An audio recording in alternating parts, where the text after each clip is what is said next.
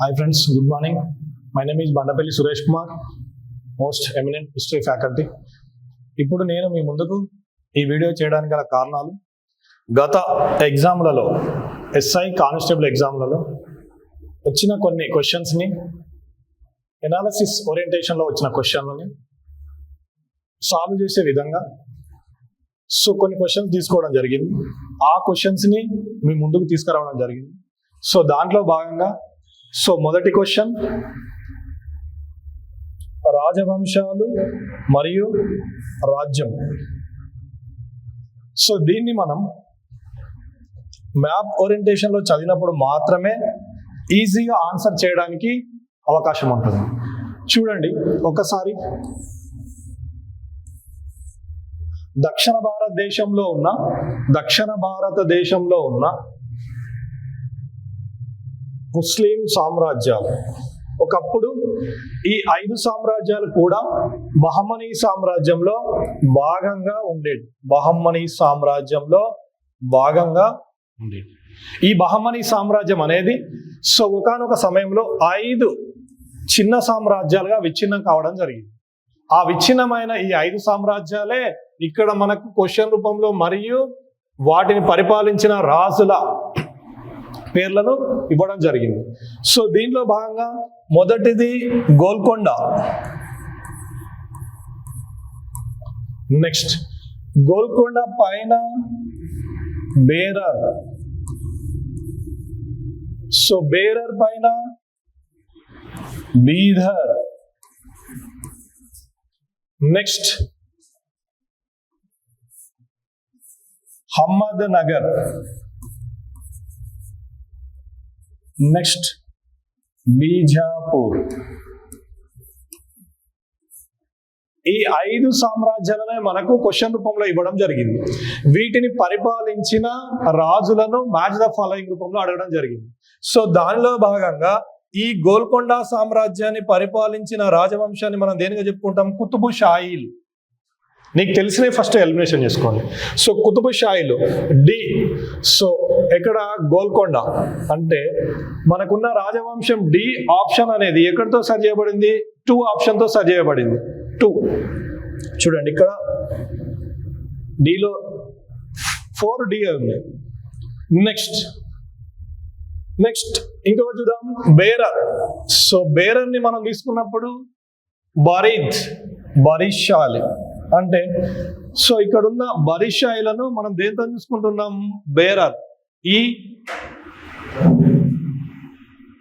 1. చూడండి నెక్స్ట్.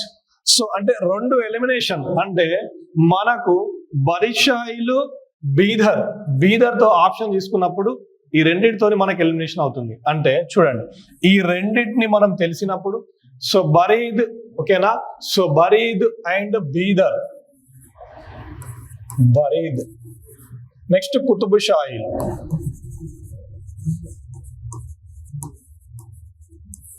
ఈ 2 తెలవడం వల్ల మన ఆన్సర్ కూడా చేయడం జరుగుతుంది. అంటే క్వశ్చన్ ఇచ్చినప్పుడు మనము భయపడాల్సిన అవసరం లేదు.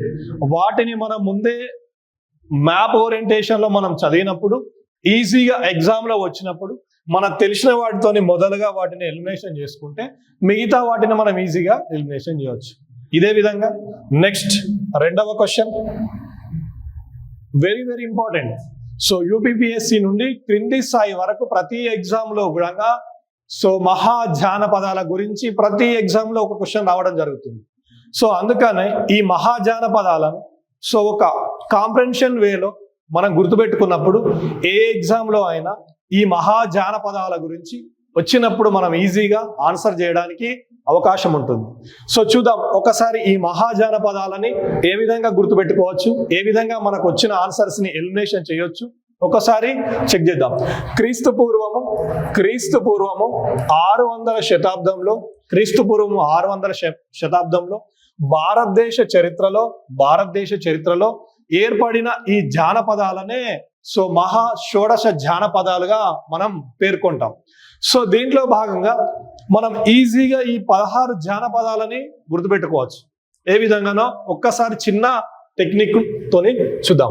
ఈ 16 జానపదాలలో సో మొదటగా భారతదేశానికి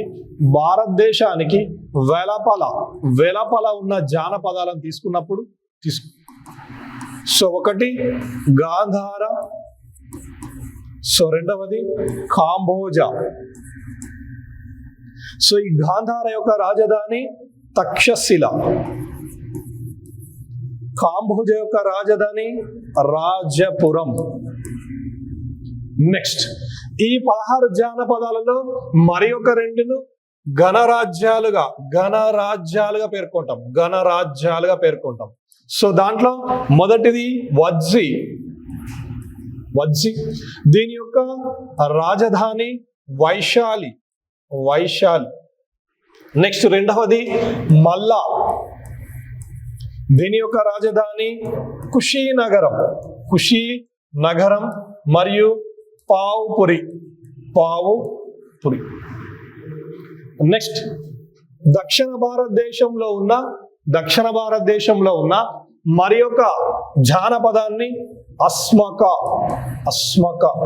సో దీని యొక్క రాజధాని బోధన్.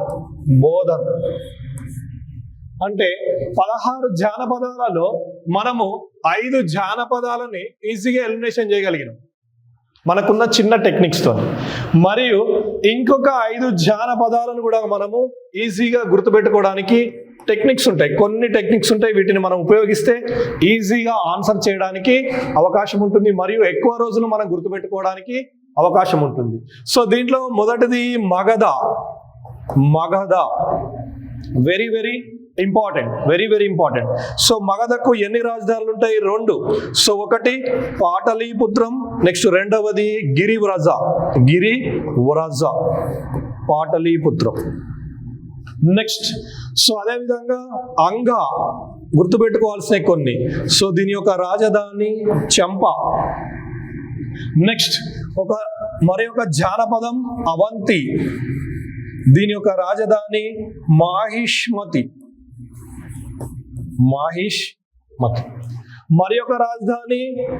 మరి ఒక జానపదం కాశీ, దీని యొక్క రాజధాని వారణాసి. నెక్స్ట్ మరి ఒక రాజధాని కోసల, జానపదం కోసల, దీని యొక్క రాజధాని శ్రావస్తి.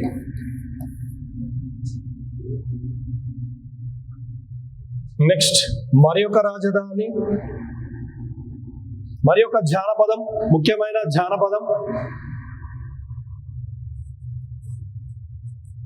వత్స కౌశాంబి. అంటే 16 జానపదాలలో మనం 10 జానపదాలను గుర్తుపెట్టుకుంటే ఎగ్జామ్లో ఏ జానపదం దాని యొక్క రాజధాని లేదా అది నెలకొన్న ప్రాంతం అడిగినా కానీ మనం ఈజీగా ఆన్సర్ చేయవచ్చు. చూడండి, ఇక్కడ ఉన్న ఈ చిన్న డయాగ్రామ్ ఓరియంటేషన్ లో ఇక్కడున్న ఆన్సర్ని ఈజీగా మనం ఏం చేయొచ్చు? ఎలిమినేషన్ చేయవచ్చు. చూడండి, సో మగధ యొక్క రాజధాని గిరివ్రజ, అవంతి యొక్క రాజధాని మాహిష్మతి, ఓకేనా. కోసల యొక్క రాజధాని శ్రావస్తి, వత్స యొక్క రాజధాని కౌశాంబి. అంటే ఈజీగా మనం ఆన్సర్ చేయొచ్చు. అంటే మనం చదివేటప్పుడు ఈ విధంగా ఎనాలసిస్ చేసుకుంటే ఈజీగా ఆన్సర్ చేయడానికి అవకాశం ఉంటుంది. అంటే 16 జానపదాలలో సో 2 భారతదేశానికి వెలుపల ఉన్నాయి, 2 గణరాజ్యాలు, దక్షిణ భారతదేశంలో ఏర్పడ్డ జానపదం ఒకటి అస్మక, దాని యొక్క రాజధాని బోధన. అంటే 5 ఎలిమినేషన్ అయిపోయినాయి. నెక్స్ట్ ఒక 5 ఇంపార్టెంట్ ఏరియాస్ గుర్తుపెట్టుకుంటే మనకు ఎగ్జామ్లో ఏ క్వశ్చన్ వచ్చినా కానీ ఈజీగా మనం ఫైండ్ అవుట్ చేయడానికి అవకాశం ఉంటుంది. ఈ విధంగా సో ప్రతి క్వశ్చన్ని, అంటే హిస్టరీలో వచ్చే ప్రతి క్వశ్చన్ని మరియు మోస్ట్ ఇంపార్టెంట్ కొన్ని కాన్సెప్ట్స్ని మనము మన భారతీయ స్టడీ సర్కిల్లో, అశోక్ నగర్లో ఉన్న మన భారతీయ స్టడీ సర్కిల్లో ఈ ఏప్రిల్ మొదటి వారం నుండి ఒక ఇంటెన్సివ్ కేర్ బ్యాచ్ని మేము రన్ చేయబోతున్నాం. కావున సో మీరు మా ఈ కింది నెంబర్లకు మరియు మా భారతీయ స్టడీ సర్కిల్ని ఒకసారి విజిట్ చేసి మేము ఒక ప్రణాళికాబద్ధమైన ఒక ఇంటెన్సివ్ కేర్ బ్యాచ్ని ముందుకు తీసుకురావడం జరుగుతుంది. కాబట్టి దీనిలో మీరందరూ భాగస్వాములు కావాలని కోరుకుంటున్నాం. అదేవిధంగా నెక్స్ట్ ఇంకొక క్వశ్చన్ చూద్దాం. సో చూడండి ఇక్కడ ఏమన్నాడు, వరస 1 వరస 2. సో ఇక్కడ ఏమిచ్చిండు, రాజవంశాలు పల్లవులు, చోళులు, విజయనగరము, హొయాసాలు. నెక్స్ట్ వారికి సంబంధించిన ప్రదేశాలను ఇచ్చిండు. వీటిని కూడా మనము బట్టి, అంటే మనం అన్ని బుక్కులలో చాలా డేటా ఉంటుంది. హిస్టరీ అంటేనే ఓషన్, అంటే మహాసముద్రంతో పోలుస్తారు. అంటే ఎంత చదివినా కానీ మనము క్వశ్చన్ ఆన్సర్స్ చేయలేము. ఎందుకు అంటే సో ఎక్కడి నుండి క్వశ్చన్ వస్తుంది, ఏ లైన్ ని క్వశ్చన్ పిక్ చేస్తాడు, ఏది కరెక్ట్ ఆన్సర్, ఏది తప్పు ఆన్సర్, డిఫరెంట్ మేనర్స్, అంటే డిఫరెంట్ యాంగిల్స్ నుంచి క్వశ్చన్స్ అడగడం జరుగుతుంది. అందుకోసం అని మనం ఎప్పుడు కూడా సో హెవీ సిలబస్ ఉన్నప్పుడు మెయిన్ టాపిక్స్ ని పిక్ చేసుకొని కోర్ ఏరియాస్ ఎక్కడైతే ఉన్నాయో వాటిపైన పూర్తి స్థాయిలో ఫోకస్ చేస్తూ చదవాలి. అప్పుడు మాత్రమే మనం ఈజీగా హిస్టరీలో ఉన్న ఆన్సర్స్ ని చేయగలుగుతాం. చూడండి ఇక్కడున్న ఈ సామ్రాజ్యాలు భారతదేశ చరిత్రలో దక్షిణ భారతదేశంలో సువిశాలంగా పరిపాలించిన సామ్రాజ్యాలు. ఇక్కడ చూడండి, ఒకటి విజయనగరం,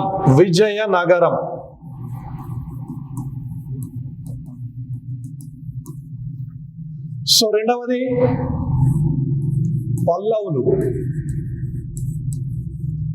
సో మూడవది చోళులు, సో నాలుగవది హొయాసాలులు.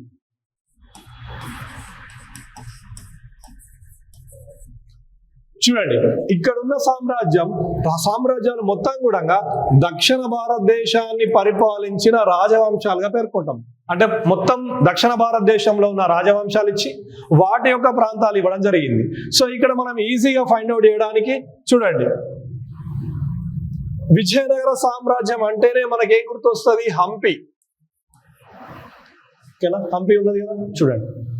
నెక్స్ట్ సో చోళులు ఏమంటాం మనం, తంజావూరు చోళులు అంటాం. తంజావూరు చోళులు, చూడండి తంజావూరు నీ ఆప్షన్ ఉన్నది. నెక్స్ట్ పల్లవులు అంటేనే మనం ఏమంటాం, సో మహాబలిపుర రథాలకు ఫేమస్ పల్లవులు. మిగిలినది ఒకటేంటిది, హొయాసాలు, బేలూరు. ఈ విధంగా అంటే హిస్టరీలో ప్రతి కాన్సెప్ట్ ని మనము సో ఒక మ్యాప్ ఓరియంటేషన్ లో చదువుకున్నప్పుడు, అంటే మన స్టడీ సర్కిల్లో మరియు మేము ఇప్పుడు తీసుకున్న నూతన విధానంలో హిస్టరీలోని ప్రతి చాప్టర్ ని ఒక డయాగ్రామెటికల్ గా, ఓకేనా, సో మ్యాప్ పాయింటింగ్ రూపంలో, ప్రతి దాన్ని షార్ట్ నోట్స్ రూపంలో, PDF రూపంలో మన క్లాస్కి వచ్చిన వాళ్ళందరికీ ప్రొవైడ్ చేయడం జరుగుతుంది. హెవీ సిలబస్ ని కాంప్రహెన్షన్ గా తీసుకొని సో ప్రతి ఒక్కరికి మైండ్ మ్యాప్ తోని మ్యాప్ ఓరియంటేషన్ లో సబ్జెక్ట్ ని మనం బోధించడం జరుగుతుంది. కాబట్టి మీరు ఒకసారి భారతీయ స్టడీ సర్కిల్ విజిట్ చేస్తే ఈ నూతన విధానము మరియు ఈ నూతన ప్రిపరేషన్ ఓరియంటేషన్ ను పూర్తి స్థాయిలో మీకు అర్థం చేయిస్తాము. ఓకేనా, సో అదే విధంగా నెక్స్ట్ ఒక క్వశ్చన్ చూద్దాం. సో ఇక్కడ 2 ఆప్షన్స్ ఇవ్వడం జరిగింది, 2 సో వాక్యాలను ఇవ్వడం జరిగింది. చూద్దాం. ఒకటి, బాల్బన్ యొక్క సైన్యం సంఖ్యాపరంగా అల్లావుద్దీన్ ఖిల్జీ యొక్క సైన్యం అంత పెద్దది కాదు. దీని అర్థం ఏంటిది, బాల్బన్ యొక్క సైన్యం అనేది అల్లావుద్దీన్ ఖిల్జీ యొక్క సైన్యం కన్నా తక్కువ. అంటే దీని అర్థమైంది, అల్లావుద్దీన్ ఖిల్జీ యొక్క సైన్యం ఎక్కువగా ఉన్నది. సో కరెక్ట్ ఆన్సర్ వాస్తవం. ఎందుకు అంటే అల్లావుద్దీన్ ఖిల్జీ సైనిక వ్యవస్థలోనే కొత్త మార్పులు తీసుకొచ్చిండు. చాలా కొత్త మార్కెట్ సంస్కరణలు కావచ్చు, గుర్రాలకు ముద్రలు వేయించడం కావచ్చు, సో సైనికుల యొక్క రికార్డును పొందపరచడం కావచ్చు, సో ఎవ్రీథింగ్ వీటన్నిటిని తీసుకొచ్చి సైనిక వ్యవస్థను చాలా పటిష్టంగా తయారు చేసిన వ్యక్తిని అల్లావుద్దీన్ ఖిల్జీగా చెప్పుకుంటాం.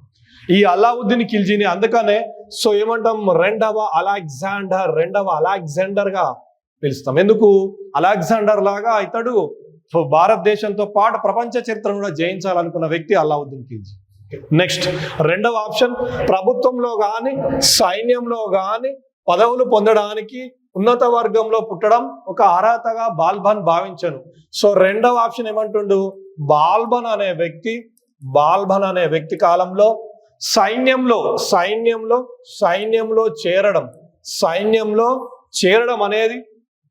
చేరడం అనేది ఉన్నత వర్గాల వారికి అదృష్టంగా భావించిండు అంటుండు. Very very important. చూడండి, సో ఇక్కడ కూడా మనం దేని గురించి మాట్లాడినాం? సైన్యం గురించి మాట్లాడినాం. నెక్స్ట్ అదే విధంగా సో ఇక్కడ కూడా దేని గురించి మాట్లాడినాం? సైన్యం గురించి మాట్లాడినాం. అంటే ఈ 6 అనేది సో ఈ 6 యొక్క వివరణ ఏలో మనకు కనబడుతుంది. అంటే 2 సెంటెన్సులు కూడా సైన్యం గురించి మాత్రమే మాట్లాడుతున్నాయి. అంటే ఈ 2 సెంటెన్సులకు కూడా సైన్యంతో సంబంధం ఉన్నది. అందుకోసం అనే ఇక్కడ చూడండి, ఏ మరియు 6 సత్యములు మరియు 6 అనేది ఏకు సరి అయిన వివరణ అనేది మన ఆప్షన్గా ఇవ్వడం జరిగింది. అంటే ఎప్పుడైనా కానీ ఇలాంటి క్వశ్చన్స్ వచ్చినప్పుడు ఈ 2 సెంటెన్స్లలో దేనికి సంబంధించిన దాని గురించి మాట్లాడుతున్నాం అనేది మనం ముందు తెలుసుకోవాలి. ఇక్కడ సైన్యం గురించి మాట్లాడుతున్నాం, ఇక్కడ సైన్యం గురించి మాట్లాడుతున్నాం. ఈ 2 సెంటెన్స్లకు సైన్యం అనే పదంతో సంబంధం ఉన్న విషయాన్ని మనం గుర్తించగలం. ఓకేనా? సో మై డియర్ ఫ్రెండ్స్, మీ అందరికీ మరి ఒకసారి అశోక్ నగర్లో భారతీయ స్టడీ సర్కిల్ యందు ఈ ఏప్రిల్ మొదటి వారంలో ఒక నూతన ఇంటెన్సివ్ కేర్ బ్యాచ్ని ఎస్ఐ కానిస్టేబుల్ వారికి సో మనం ముందుకు తీసుకుపోవడం జరుగుతుంది. కావున ఇలాంటి ఈ అద్భుతమైన అవకాశాన్ని మీరు ప్రతి ఒక్కరూ సద్వినియోగం చేసుకోవాలి. మన క్లాస్ రూమ్లో అత్యంత అనుభవం ఉన్న ఫ్యాకల్టీచే మరియు అత్యంత కేర్గా ప్రతి ఒక్కరిపైన కేర్గా ఉంటూ మన క్లాస్లో జరిగిన ప్రతి చాప్టర్ పైన స్మార్ట్ వేలో కాంప్రహెన్షన్ నోట్స్ని అంటే PDF రూపంలో ప్రతి ఒక్కరికి ఇవ్వడం జరుగుతుంది. ఇది బయట ఎక్కడ మార్కెట్లోకి వెళ్ళనివ్వము. సో కాబట్టి ఇలాంటి ఈ యొక్క మంచి అవకాశాన్ని ప్రతి ఒక్కరూ ఉపయోగించుకుంటారని భావిస్తున్నాము. ఈ క్రింద ఉన్న నెంబర్లకి కాల్ చేయండి మీకు ఎలాంటి డౌట్లు ఉన్నా, లేదంటే మా ఆఫీస్కు ఒక్కసారి సందర్శించి మా యొక్క ప్రిపరేషన్ విధానాన్ని మరియు మేము ఎంచుకున్న ఈ నూతన విధానాన్ని మీరు తెలుసుకోవచ్చు. Thank you all.